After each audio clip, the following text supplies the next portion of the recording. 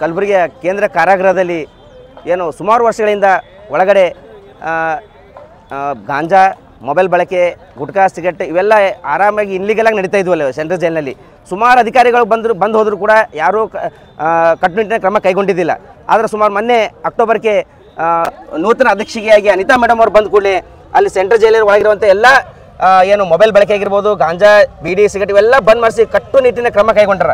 ಆದರೆ ಇವತ್ತಿನ ದಿವಸ ಅವರು ಈ ಕಟ್ಟುನಿಟ್ಟಿನ ಕ್ರಮ ಕೈಗೊಂಡದಕ್ಕೆ ಅಲ್ಲಿರುವಂಥ ಕೆಲ ಖೈದಿಗಳು ಏನು ಇವತ್ತಿನ ದಿವಸ ಅವ್ರ ಮೇಲೇ ದಬ್ಬಾಳಿಕೆ ಮಾಡ್ತಾಯಿದ್ದಾರೆ. ಅವ್ರಿಗೆ ಕೊಲೆ ಮಾಡ್ತೀವಿ ಅಂತೇಳಿ ಧಮಕಿ ಹಾಕ್ಲತ್ತಾರ, ಅವ್ರ ಕಾರ್ ಬ್ಲಾಸ್ಟ್ ಮಾಡ್ತೀವಿ ಅಂತೇಳಿ ಧಮಕಿ ಹಾಕ್ಲತ್ತಾರ. ಈಗಾಗಲೇ ನಾವು ರಾಜ್ಯಾದ್ಯಂತ ಎಲ್ಲ ಟಿ ವಿ ಮಾಧ್ಯಮ ಮುಖಾಂತರ ಇದು ಮಾಹಿತಿ ಸಿಕ್ಕಿದೆ. ಅದನ್ನೇ ನಾವು ಇಟ್ಕೊಂಡು ಇವತ್ತಿನ ದಿವಸ ಏನು ಮಾನ್ಯ ಗೃಹ ಸಚಿವರಿಗೆ, ಜಿಲ್ಲಾಧಿಕಾರಿಗಳ ಮುಖಾಂತರ ಮನವಿ ಕೊಡ್ತಾ ಇದ್ದೀವಿ. ಅನಿತಾ ಮೇಡಮ್ ಅವರಿಗೆ ತಮ್ಮ ಸಂಪೂರ್ಣವಾದ ಅವಧಿವರೆಗೂ ಅವ್ರಿಗೆ ಇಲ್ಲೇ ಡ್ಯೂಟಿ ಮಾಡಬೇಕು.